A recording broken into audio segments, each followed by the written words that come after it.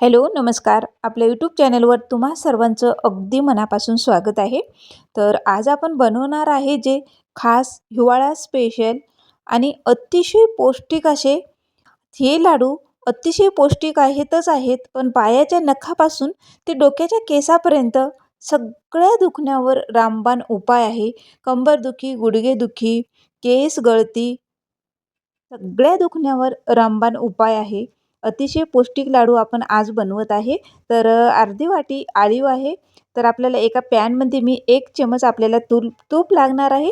तर एकाच तुपावर आपल्याला खमंग हे असं भाजून घ्यायचं आहे. मीडियम गॅसवर आपल्याला व्यवस्थित भाजून घ्यायचं आहे. तर बघू शकताय मस्त असा खमंग वास येतोय आळीवचा आणि हे तिळासारखं एकदम असं भाजते वेळेस तडतड करते.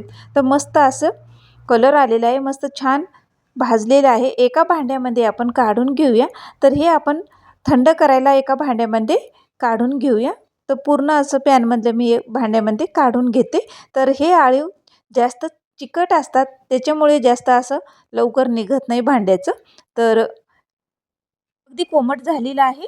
तर याच्यामध्ये आपण दुप्पट पाणी घालायचं आहे आणि पाणी घालून चमचने आता हे व्यवस्थित याला मिक्स करून घ्यायचं आहे. कारण हे चिकट असल्यामुळे जास्त चिटकले की जास्त निघत नाही. तर पाण्यामध्ये आता हे मिक्स करायचं आहे आणि आपण याला आता अर्धा तास भिजत ठेवूया. आळीवला जास्त तास भिजत ठेवायची काही गरज नाही. अर्ध्या तासामध्येच मस्त असं भिजलेले आहे, बघू शकताय. हे आळीव एकदम असं चिकट असल्यामुळे तर आळीवनं पूर्ण असं पाणी शोषून घेतलेलं आहे, बघू शकताय.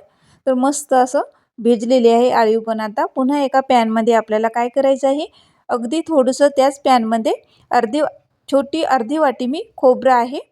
तर हे खोबरं मिडियम गॅसवर भाजून घ्यायचं आहे.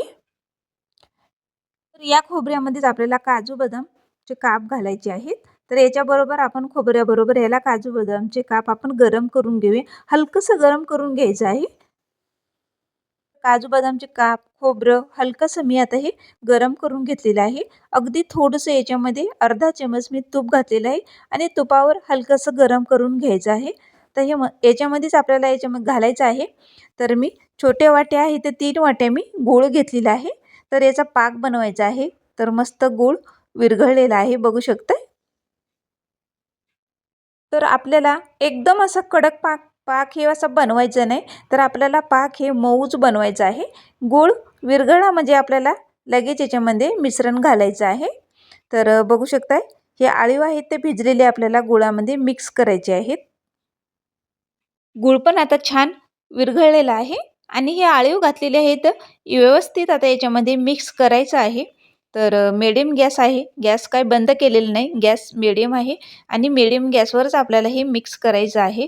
व्यवस्थित मिक्स करून घ्यायचं आहे.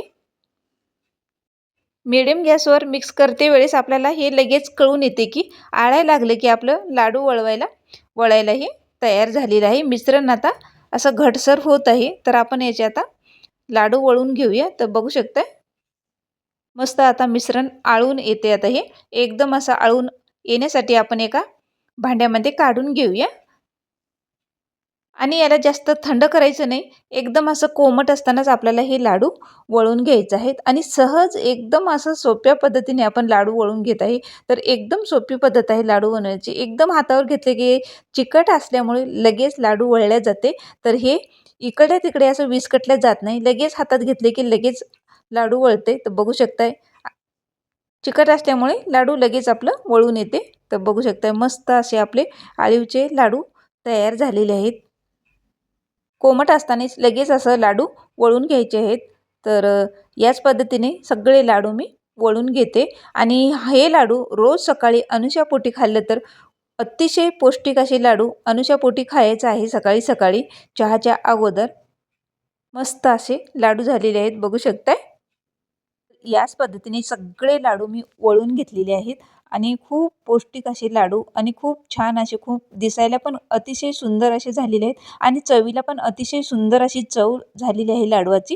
तर मस्त असे लाडू तयार झालेले आहेत. तर या हिवाळ्यामध्ये तुम्ही पण नक्की ट्राय करा आणि व्हिडिओ आवडला असेल तर लाईक, शेअर आणि कमेंट करायला विसरू नका. एकदम असं सोपी पद्धत आहे लाडू बनवण्याची. तुम्ही पण नक्की ट्राय करा.